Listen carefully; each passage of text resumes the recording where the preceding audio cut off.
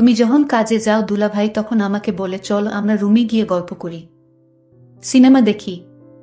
তুমি বাসায় না থাকলেই দুলাভাই শুধু আমায় তার রুমে ডাকে আর বলে আমার মাথায় কেমন জানি জিন জিন করে ব্যথা করছে, একটু মাথায় মালিশ করে দিত, তাহলে হয়তো মাথার ব্যথাটা কমে যেতে পারে। দুলাভাই বলে তোর বোন তো সারাদিন অফিসের কাজে থাকে, আমার দেখাশোনা তৈরি করতে হবে। 11 বছরের ছোট বোনের মুখে এমন কথা শুনে থমকে দাঁড়ায় মিতু। বোনকে কাছে টেনে নিয়ে মাথায় হাত বুলিয়ে জিজ্ঞাসা করে, হ্যাঁ না বই না আমার, কি কও এইসব? উনি তোমার ভাইয়ের মতো, তোমারে অনেক স্নেহ করে। হেই দিন তুমি কাজে যাওয়ার পর দুলাভাই আমারে কইল হেনা পানি দে। আমি পানি নিয়ে যাইতেই আমাকে বলল, তোরে অনেক টাকা দিন, তুই স্কুলে গিয়ে ফুচকা খাবি, বন্ধুদের নিয়ে ঘুরতে পারবি, তুই শুধু আমার একটা কথা রাখবি। দুলভাই কি বলতে চায় তা না শুনেই আমি চলে এলাম। মিতু চমকে উঠল, কি শুনছে ছোট বোনের মুখে এইসব? একমাত্র ছোট বোন হেনা, বাবা মা ছোট থাকতেই মারা যায়। বাসায় বাসায় কাজ করে দুজনের পেট চালাতো মিতু। একদিন শাকিলের সাথে পরিচয়। শাকিল ছিল কেয়ারটেকার, সেই বাসায় কাজ করত মিতু। প্রথম প্রথম লজ্জায় কথা বলতে পারত না শাকিলের সাথে। আস্তে আস্তে দুজনের প্রেম করা, তারপর বিয়ে। বিয়ের পর থেকেই হেনা ওদের কাছে। 1 বছর হয়েছে মিতু আর শাকিলের বিয়ে। মিতু সকাল হলেই রান্না সেরে চলে যায় কাজে। শাকিল যে বাসার কেয়ারটেকার, সে বাসায় ঘর উঠিয়ে থাকতে দিয়েছে মালিক, তাই শাকিল সারা দিন বাড়িতে থাকে। হেনাকে একটা স্কুল এ ভর্তি করেছে মিতু। সকাল থেকে 12টা পর্যন্ত স্কুল, বাকিটার সময় ঘরের টুকটাক কাজ করে। হেনা দেখতে চমৎকার, কিন্তু মিতু দেখতে তেমন সুন্দর ছিল না। তাছাড়া বাকিটা দুই বোনের একরকম দেখতে। কিন্তু ইদানিং হেনা একটু বেড়ে উঠেছে। 12 বছরে পা দিয়েছে সেদিন। শাকিল দিন দিন হেনার দিকে অন্যরকম দৃষ্টিতে চেয়ে থাকে, যেটা হেনা পছন্দ করত না। মিতু কাজে গেলেই এটা ওটার বাহানায় রুমে ডাকে হেনাকে শাকিল। হেনাকে দিয়ে শাকিল তার সুকেসের চাবি দিয়ে বলে, তুই সুকেস থেকে আমার হিসেবের খাতাটা এনে দে তো। মাঝে মাঝে বলতো, দেখ হিসাব করতে করতে আমার মাথা ব্যথা শুরু হয়ে গেছে, একটু মাথাটা ম্যাসাজ করে দে, তাহলে ব্যথাটা হয়তো কমে যাবে। দুলাভাই আমার কপালে হাত দিয়ে বলল, তোর শরীর এত গরম কেন? দেহি দেহি কাছে আয়, তোর জ্বর আইলো নাকি? হেনা বলল, না শরীরের জ্বর নেই, গরমের যে তাপমাত্রা পড়ছে এমনই শরীর গরম থাকে। হেনা তার দুলাভাইয়ের বাহানা বুঝতে পারে, তাই তো কিছু না বলে দৌড়াতে দৌড়াতে বাইরে চলে আসে, অপেক্ষা করে বুবুর জন্য। কাজ থেকে সবেমাত্র এসেছে মিতু। মিতু আসতেই হেনা তার বুবুর কাছে এসে কান্না করে বলল, আমি তোমার সাথেও কাজে যাব, আমি বাড়িতে একা একা থাকবো না। চোট ব্যানের এসব কথা শুনে মনটা এক অজানায় ছটফট করছে। কি করবে এখন মিতু? হেনার যে মিতু ছাড়া কেউ নেই। এমন সময় শাকিল ঘরে এলো। এসেই মিতুকে দেখে বলল, মিতু তুমি আইছ? হেনার গায়ে জ্বর দেখলাম। তুমি দেহ তো মায়াডার কি হইল? জ্বর হইলে ওরে ডাক্তারের কাছে নিতে হইব। মিতু শাকিলের এমন কথা শুনে একটু অবাক হল। কই, শাকিলের কথায় তো কোনো খারাপ কিছু নেই, তাইলে কি হেনা ছোট মানুষ হইয়া ভুল কিছু কইল? শাকিল তো হেনার ভালোই চায়।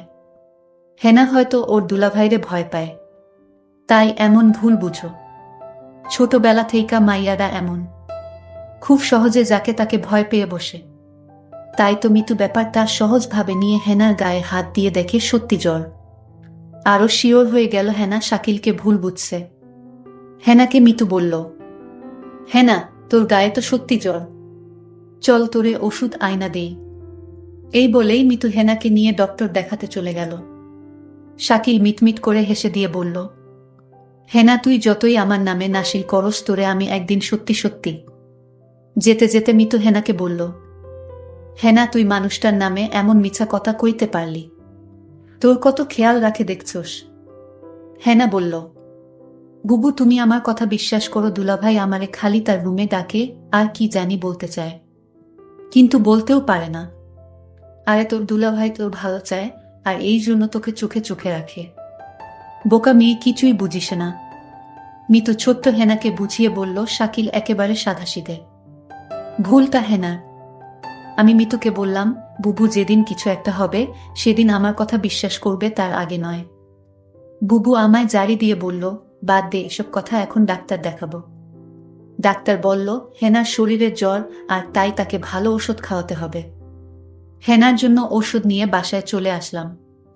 হেনার সমস্ত ওষুধের খরচ শাকিল দিল। আমি হেনাকে বললাম, হেনা দেখছিস আমাদের কত কেয়ার করে তোর দুলাভাই। ওষুধের সমস্ত খরচ শাকিল দিয়ে দিল। বুবু আমার মনের কথাটা বুঝল না। বুবু, তুমি শুধু শাকিল ভাইয়ের উপরের দিকটাই দেখলে, ভিতরের রূপটা দেখলে না। রাতে খাওয়া দাওয়া শেষ করে হেনা শুয়ে পড়ল। আমি হেনাকে বললাম, কিরে হেনা, তুই ওষুধ খেলি না? ওষুধ না খেলে তোর জ্বর ভালো হবে না, তুই দিন দিন অসুস্থ হয়ে যাবে। বুবু, আমার গায়ে জ্বর নেই, আমি ওষুধ খাবো না, আমি সুস্থ আছি। কি বলছিস পাগলি মেয়ে? ডাক্তার বলল জ্বর আছে, আর সে বলছে জ্বর নেই। বুবুর জুড়াজুড়িতে আমি জ্বরের ওষুধটা খেয়ে নিলাম। আমার কিছুই করার ছিল না। আমি জানতাম আমি যদি বুবুর কথা না শুনি বুবু অনেক কষ্ট পাবে, কারণ এই পৃথিবীতে বুবুর আমি ছাড়া আর কেউ নাই। আর তাই আমি বুবুকে কষ্ট দিতে চাই না। কিন্তু বুবু আমার একটা কথা কোনোভাবেই বিশ্বাস করছে না। কিন্তু বুবু বিশ্বাস করবে সেই দিন, যেদিন আমার একটা কিছু হবে, তার আগে না। কিছুদিন পর বুবুর অফিস বন্ধ দিয়েছিল 1 সপ্তাহ। সারাদিন বুবু বাড়িতে থাকত। আমি স্কুলে যেতাম আর 12টা বাজে চলে আসতাম। কিন্তু বুবু এই 1 সপ্তাহ বাড়িতে থাকাতে শাকিল ভাই কেমন জানি হয়ে গেছে। দুলাভাই মেজাজ দেখি কিটকিটে হয়ে গেছে। আমার মনে হয় বুবু বাড়িতে থাকায় দুলাভাই এটা কিছুতেই সহ্য করতে পারছে না।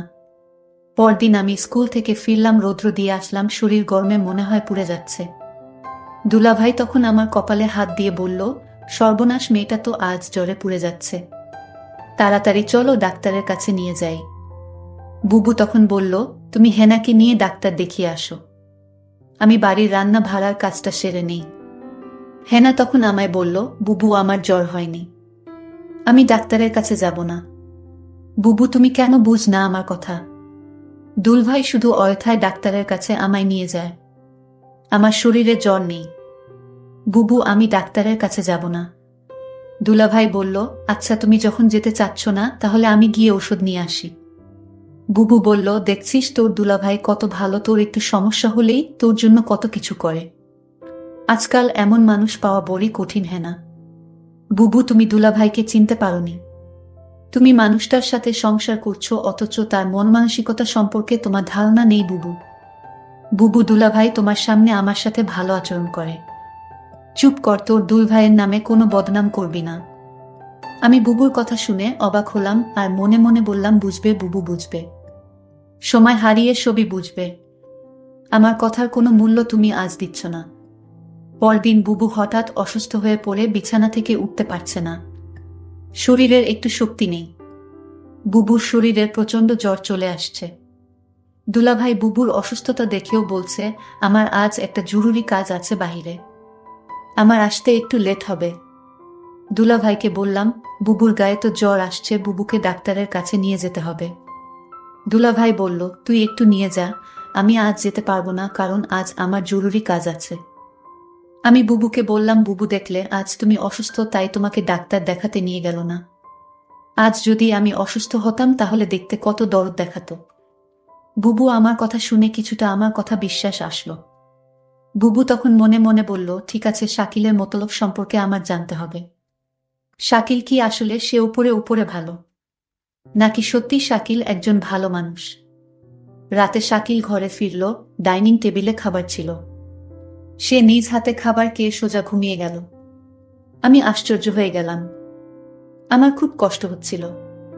শাকিল আমায় অসুস্থ দেখে গেল, অথচ একবারও জিজ্ঞেস করল না, তোমার কি জ্বর কমেছে? শাকিল জানি কেমন হয়ে গেছে, অথচ গতকাল আমার বোনের জ্বর আসলো, তার প্রতি সে কত না কেয়ার দেখালো। এসব চিন্তা করতে করতে আমার রাতে ঘুম হচ্ছিল না, আমি সারা রাত ঘুমাতে পারিনি।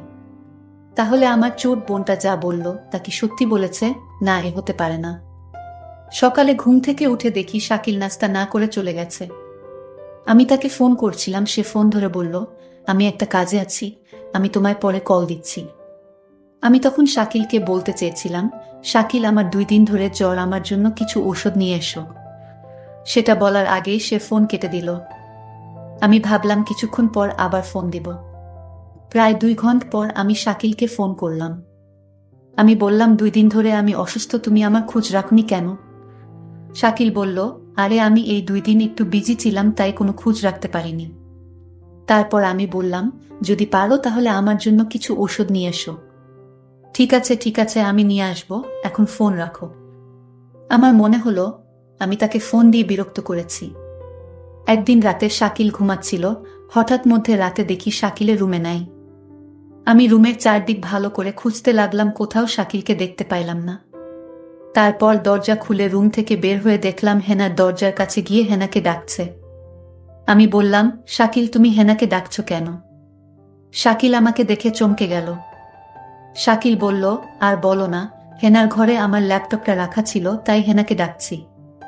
কারণ ল্যাপটপে অনেক হিসাব পড়ে রয়েছে, তা আজ রাতে শেষ করে অফিসে জমা দিতে হবে। শাকিল তুমি আমার সাথে মিথ্যা বলো না। আমি জানি তুমি জব করো না, আর তাহলে তোমার অফিসে কিসের কাজ? মিতু তুমি আমার মুখের উপর তর্ক করো না। আমি যা বলছি তাই সত্যি, আমি নতুন একটা অফিসে জব নিয়েছি। আমি তার সাথে আর কথা বাড়ালাম না। শাকিলের প্রতি আমার সন্দেহর মাত্রাটা বেড়ে চলল। এখন শাকিলকে আমার তেমন বিশ্বাস হয় না। কখন কি করে বসে তার কোনো ঠিক নেই। আমি শাকিলকে বললাম, যেহেতু তুমি একটা চাকরি পেয়েছ, তাহলে আমার আর কাজের দরকার কি? আমি না হয় বাসায় থাকলাম, তুমি চাকরি করো। শাকিল তখন আমায় ধমকে সুরে বলল, তোমার যে বোন রয়েছে তার লেখাপড়ার খরচ কি আমি দিব? তুমি তোমার কাজ করো, আমি আমার কাজ করি। শাকিলের কথা শুনে বুঝতে পারলাম তার আসল চেহারাটা বের হয়ে আসছে ধীরে ধীরে। আমি বললাম, ঠিক আছে শাকিল, তোমার কোনো চাকরি করতে হবে না, আমি তো আছি। দেখলাম শাকিল অনেক খুশি হয়ে গেল। পরদিন আমি কাজে চলে গেলাম। বাড়িতে হেনা আর শাকিল। আমার এই দিন কাজে কিছুতেই মন বসছিল না, কারণ আমার খুব চিন্তা হচ্ছিল আমার বোনটাকে নিয়ে। আমি যেখানে কাজ করতাম সেই মালিককে বললাম, আজ আমায় একটু আগে ছুটি দিয়ে দেন, আমার বাসায় একটু সমস্যা। মালিক বলল, ঠিক আছে, আজ তোমাকে আগে ছুটি দিয়ে দিব। কোনরকম অফিসের সময়টা গেল। আমার ডিউটি হচ্ছে সকাল 8টা থেকে রাত 8টা, কিন্তু আজ আমি বিকাল 4টায় ছুটি নিয়ে বাসায় চলে আসলাম। বাসায় এসে দেখি বাড়িতে কেউ নাই, একদম নিবিড়। আমি হেনাকে ডাকছি, হেনা কোথায় তুই? আবার শাকিলকে ডাকছি, শাকিল কোথায় তুমি? আমি কারো সারা শব্দ পেলাম না। সমস্ত বাড়ি খুঁজছিলাম, কাউকে দেখতে পাচ্ছিলাম না। শুধু একটা জায়গা বাকি ছিল, আর সেই জায়গাটা হলো বাথরুম। আমি বাথরুমের দিকে গেলাম, গিয়ে যা দেখলাম তা দেখে আমার মনে হচ্ছিল আমার দম আটকে গেল। আমি দেখলাম হেনা একপাশে পড়ে আছে। আমি দৌড়ে কাছে গিয়ে হেনাকে ডাকলাম, হেনা বোন আমার, তোর কি হয়েছে? হেনার কোনো সারা শব্দ নেই। চিৎকার করে হেনাকে ডাকছি, এই হেনা, উঠ, তোর কি হয়েছে বোন? আমি কথা দিচ্ছি আমি আর কোনোদিন তোরে বাসায় একা রেখে কাজে যাব না। লক্ষ্মী বোন আমার, তুই উঠ, আমার সাথে রাগ করিস না। হেনার মুখ দিয়ে কোনো কথাই বের হচ্ছিল না। একটা সময় বুঝতে পারলাম হেনা আর নেই। হেনা আমার সাথে অভিমান করে চলে গেছে। হেনা মরে গেছে। আমি কাঁদছিলাম আর বলছিলাম, হেনা বোন আমার, তুই একবার উঠ, এই যে আমি কথা দিচ্ছি এখনই তোকে নিয়ে অন্য কোথাও চলে যাব। হেনা আমার কথা শুনছিল না। শুনবে কি করে, সে তো মরে গেছে। আমি হেনার হাতে একটা চিঠি দেখতে পেলাম। চিঠিটা তার হাত থেকে নিয়ে খুলে দেখলাম। চিঠিতে লেখা ছিল, বুবু তুমি আমার কথা বিশ্বাস করছিলে না। আমি অনেক কষ্ট নিয়ে দুনিয়া থেকে চলে গেলাম। এর কারণ হলো আমার দুলাভাই। বুবু তুমি আমাকে ক্ষমা করে দিও। আর তোমার প্রতি একটা অনুরোধ, তুমি শাকিলকে ছেড়ে চলে যেও, তা না হলে আমার আত্মা শান্তি পাবে না। আমার আর বুঝতে বাকি রইল না কেন হেনা দুনিয়া ছাড়ল। কি ঘটেছিল? আমার বোন ঠিকই বলেছিল, বুবু তুমি সময় হারিয়ে সব বুঝবে।